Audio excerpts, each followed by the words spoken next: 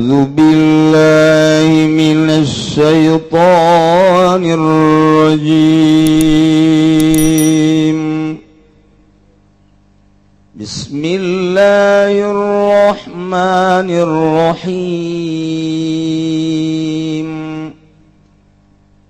Yauma yaqulu kun fayakun. Gusti Allah teh nu bakal nyarita jaga di poe kiamat cak Gusti Allah kun, padahal mah henteu kudu ngomong kun Gusti Allah ngan bahasa jang nyontohan ka makhluk.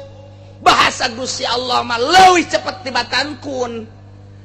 ngan deui bahasa jang supaya kaharti deuk kawujudkeun maha kawasa Allah iwati bahasa kun. Aikun mah aya kap aya nunan encan nyebutkeun datang ka nun ge Allah mah deuk ngawujudkeun wujud bae. Ngan ieu mah bahasa jang supaya kaharti. Ingat Muhammad bejakeun ka kaum anjeun Gusti Allah teh di samping ngadamel 7 lapis langit 7 lapis bumi katut eusina oge nu bakal nyarita jaga caritaan Gusti Allah kun wujud sia kayaku cal warujud kabeh poe naon eta wa yaumul qiyamah etalah poe kiamat nu yaqulu lil khalqi umum geura narantu ta eta teh ngan sakadar bahasa padahal mah henteu kudu diomongkeun kun ngan ieu mah keur carita bahasa jang supaya kaharti poe etalah nangadamel Gusti Allah bakal kiamat engke. Setelah kiamat diganti engke bumi sanggeus diganti nah digiring ti kuburan masing-masing ka mahsyar narangtung tah inget Muhammad tah poe eta teh nahieun aing bejakeun ka kaum anjeun supaya nyahon di samping ngadamel 7 lapis langit 7 lapis bumi oge bakal ngadamel yaumal qiyamah engke saat engke ku aing ditarangtungkeun jelema kabeh deuk dihisab satu persatu. Ya Allah ya Rabb, hiji-hiji jelema urang ngadagoa sabaraha ribu tahun ke bakal dimentak hayang paheula-heula ge manda teu make baju teu make calana narangtung kabeh jelema dek dihisab ti kuburanana lempang mamawa amal masing-masing dibuktikan ku Gusti Allah engke ti kuburan masing-masing ka mahsyar teh bapanggulan jeung babawaan urang teh anu tatadina manggul amal bagus banggul amal bagus dibuktikan ke amal teh ku Gusti Allah teh nah tinggal anu garoreng bakal katempo ke ku urang di ditu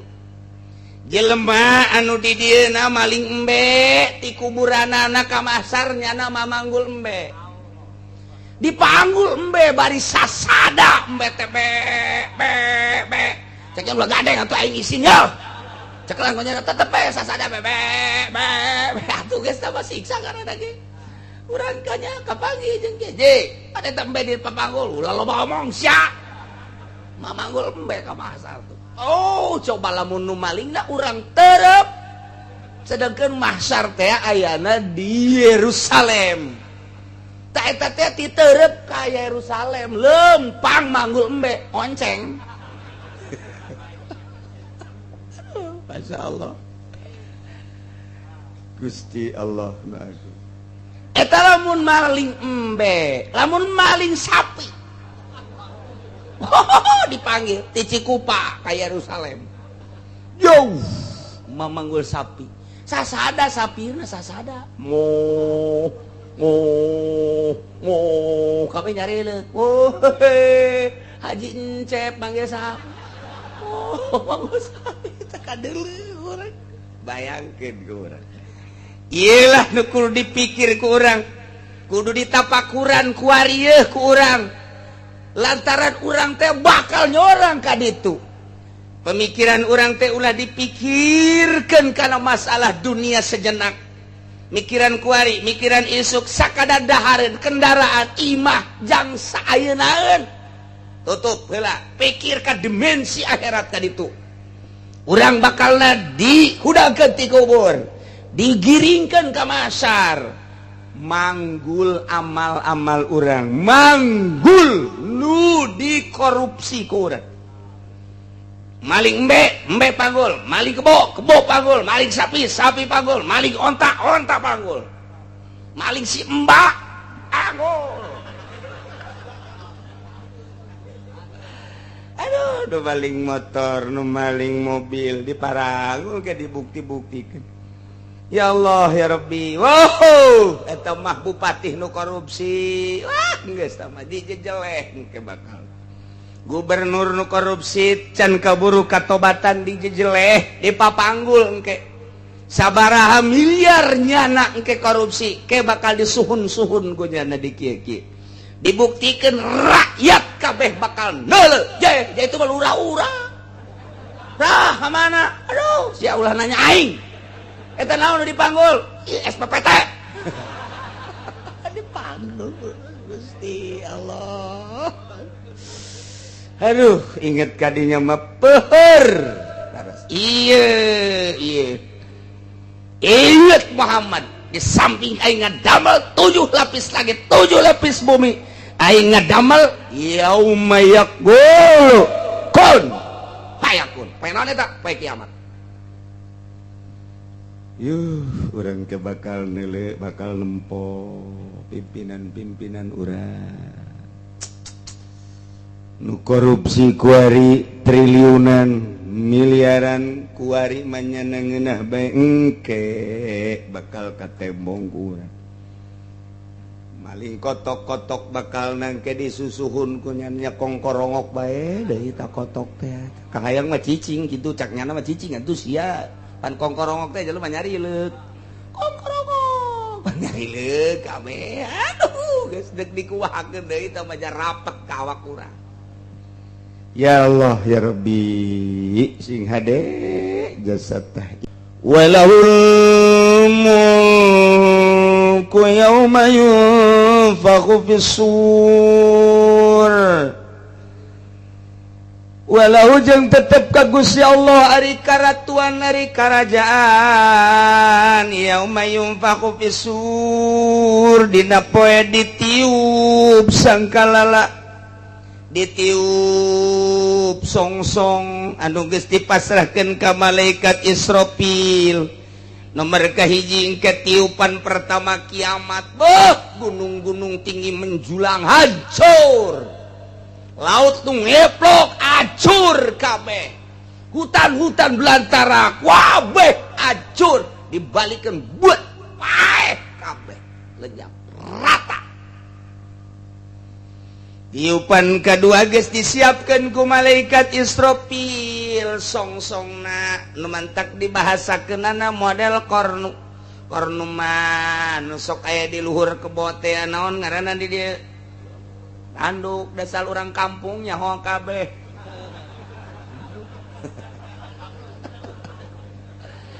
tanduk tah jadi kos tanduk teh kieu maksudna ti dieuna gede ka dieuna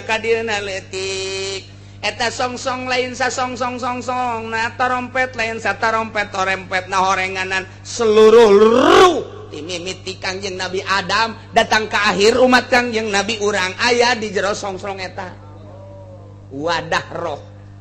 sagede kumaha ulah nyaritakeun sagede kumaha engke bae saksian engke bae saksian ge urang bakal nareuleuh kabeh ke songsong eta ketika Gusti Allah ngainstruksikeun tiup cek Gusti Allah ai Israfil tiup wur baralik roh ka awakna masing-masing aduh nu di Pandeglang nu di Serang anu di Bandung nu di Surabaya nu di Singapura nu Malaysia wabeh baralik teh salah teh roh nu geus ditiupkeun baralik pus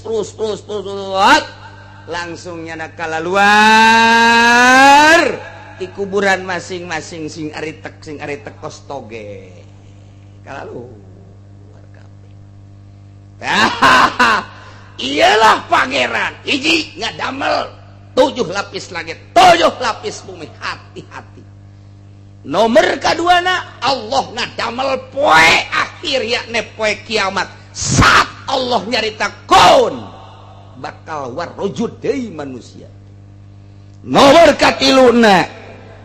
kerajaan teh nu Gusti Allah lantaran saat eta teh dibuktikan ku tiupan malaikat Israfil langsung tiupan kedua ieu baralik deui roh ka masing-masing tidinya ka kararudang digiring ka mahsyar Gusti Allah nyarita cek Gusti Allah limanil mulkul yaum saha nu jadi raja pait saha nu jadi raja pait ayo coba nu di dunia miliaran hayang jadi bupati hayang jadi gubernur hayang jadi presiden hayang jadi raja udang coba raja ngaku henteu sia jadi raja ditantangkan ku Gusti Allah limanil mulkul yaum ngomongnya na lillah nu jadi raja poe ieu mah Gusti Allah siang aku jadi raja henteu pernah jadi raja sakedeung bakal ditanya sia ku aing sabaraha tahun sia jadi camat jeung di mana bae sia jadi camat waduh geus hese ngomong tah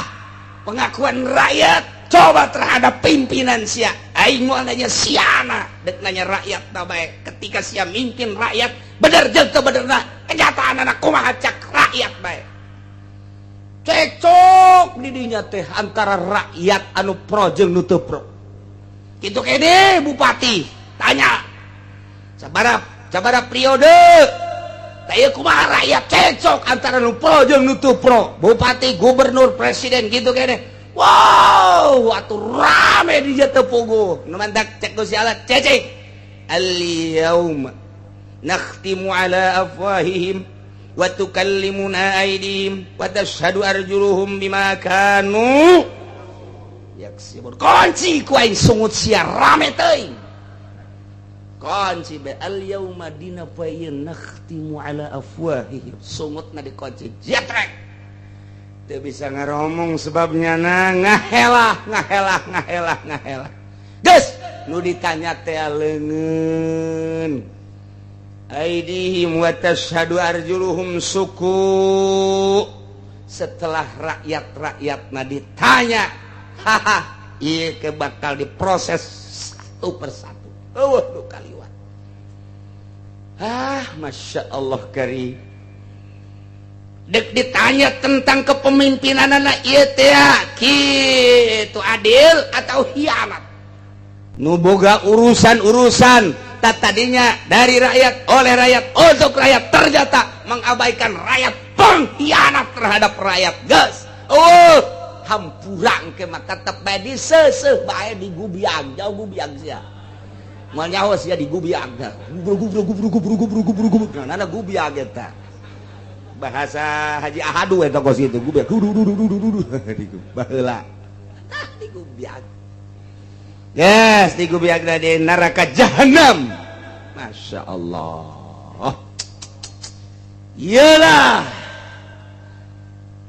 hakim terakhir jaksa terakhir meja hijau terakhir di dunia bisa nu salah dibenarkan nu benar disalahkan di akhirat di Rabbul Jalil terakhir engke nu salah tetap salah nu benar tetap benar bakal kanyahoan nu mantak urang lamun di dunia kuari tetuntas atapkan ke persidangan terakhir di Rabbul Jalil meja hijau Gusti Allah aing bakal nungtut ka sia geus titik bakal jasang ke tahayatna ieu walahul mulku yauma yunfakhu sur Allah karim